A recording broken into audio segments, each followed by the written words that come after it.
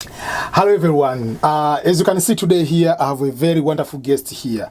We are in the green card lottery time and the results are coming out today. What is the best way to talk about the green card than interviewing someone who is the winner of the green card lottery? A couple years ago, I made an interview with Christopher and I'm going to introduce him to you and he can be able to share with you some experience of journey as a green card lottery winner. Welcome, Christopher. Thank you very much. How are you? I'm good. Yeah, so today I'm very glad that we are doing another interview. We did the interview a couple times ago, but that was last year. But because we are today for many countries is already June 6th, the results are going to be out for the DV lottery. That is good. Yeah. So I know you are one among the winners for the DV lottery. How is your settling in America so far? It's nice. I have been here for like 2 years and I have, it is very wonderful in America. I got a different experience with a green card, so it's very nice to be here and I'm lucky. Yeah, so I know during the lottery there are so many things people are going through, especially the result time. If you didn't win the green card lottery, will it be the end of the world for you? No, that is not the end of life. That is not the end of the world.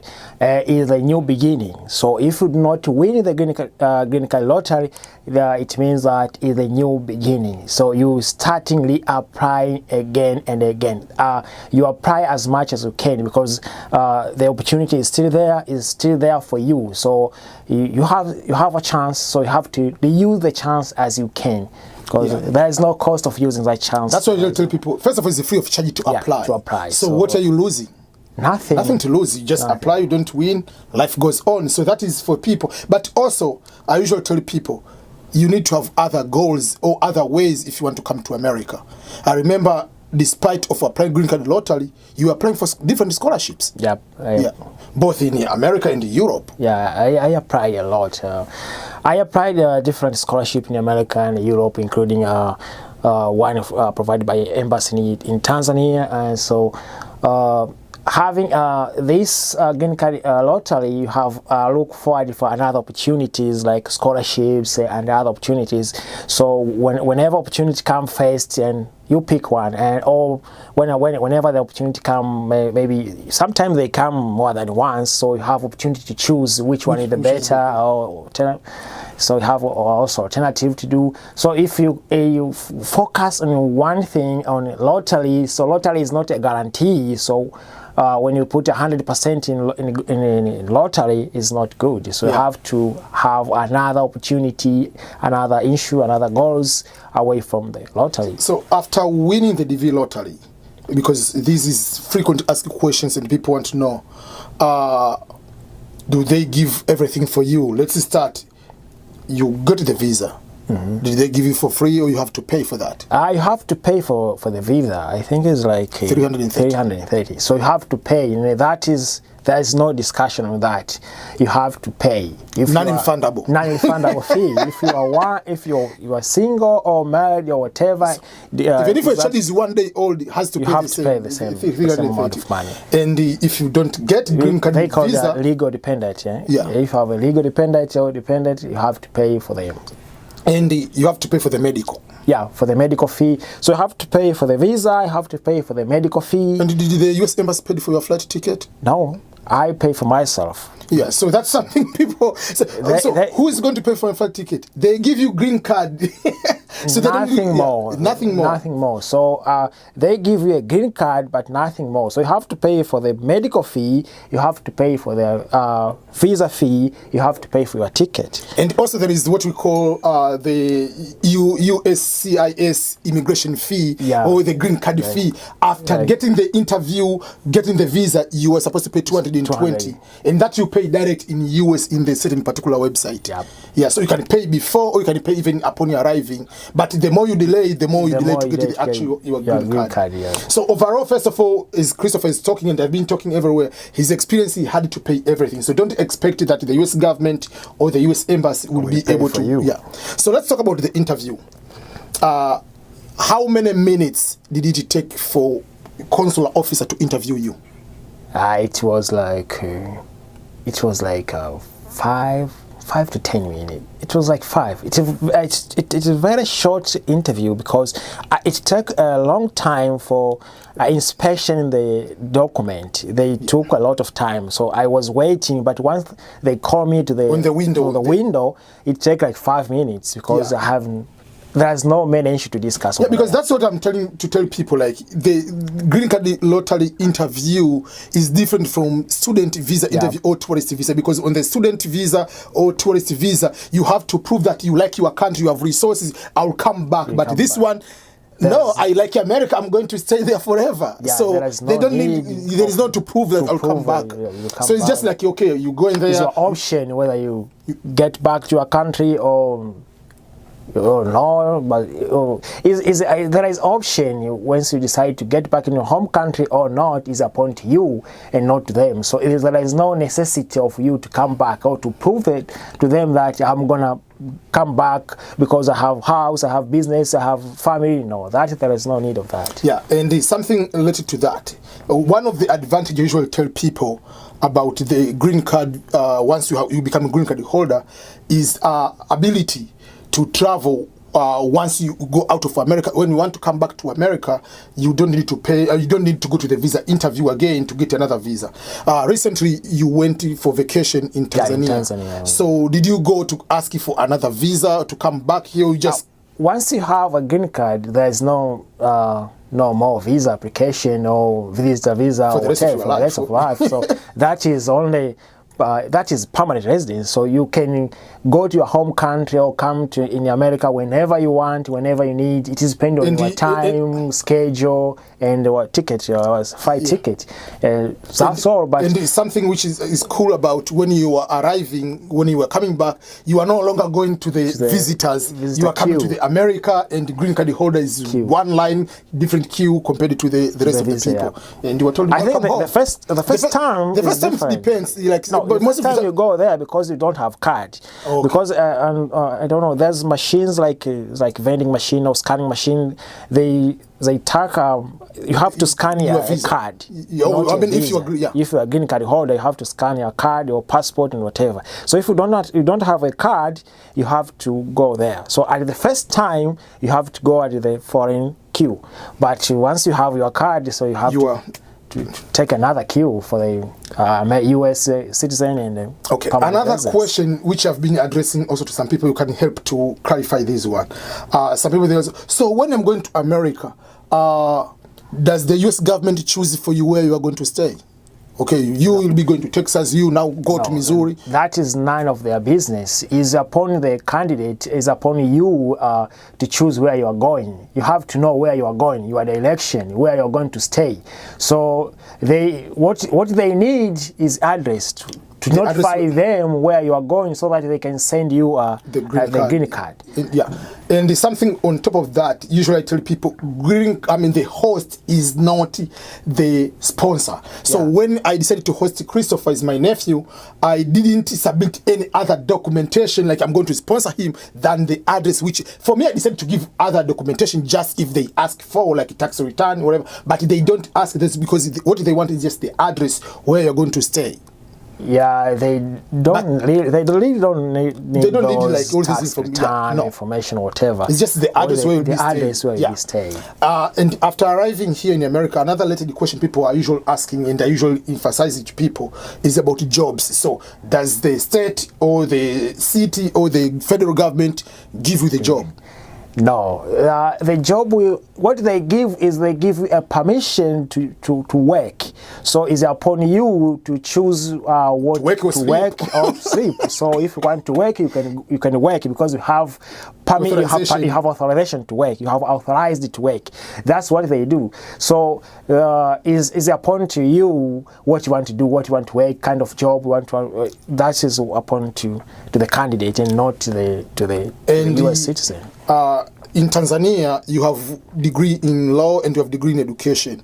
Once you arrived here, did you become a lawyer right away?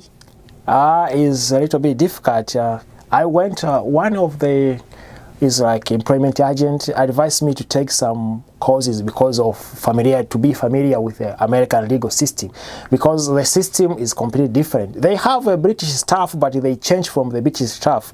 So the legal system, the American legal system, is different from the other countries. So they term you like a foreign. They recognized, but they term you as a foreign lawyer, so they can't take you direct unless you go to sit for the bar, but you cannot pass the bar. Yeah, so that is something usually tell people. So no matter what experience you have in your country, not all the time your experience will translate directly into the American. Boom, I'm a lawyer.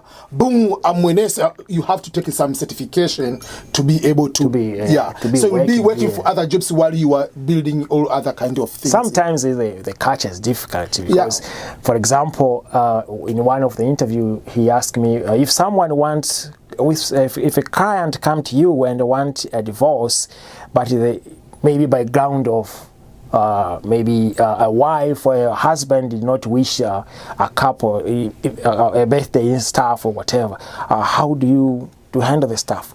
So to my culture, for example, birthday is a minor thing, but to other culture, the birthday is a big deal. So you can at least be familiar of what is going on, the culture, other stuff. And even what is considered a crime in one country over the other. So for instance, I'm giving an example. Most of developing countries, especially in Africa, we have male dominance culture. So sometimes women are so much marginalized. So even if sometimes he's going to the court or going to the police, even the police, is this the reason why you're coming here? So there is some lawyers, they just take it for granted. But here is very next level. So when you understand these kind of things, you can be able to be a better person to argue in the court of law. So it's not just jump here. And something related to that is about which I advise people, once you arrive here, don't just jump, I'm going to take a loan for education, I have to get masters in sociology, because sometimes what is a good cause or program in your country might not that is the problem, because most of the people think of, for example, business administration. I'm taking a business administration in America is not a big deal. It's not a big deal. So they think they take experience of, for example, an Asian experience to express American experience. That is completely different.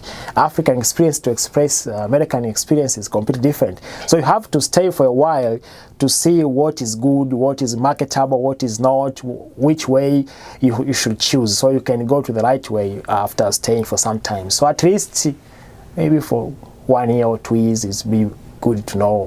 Another question.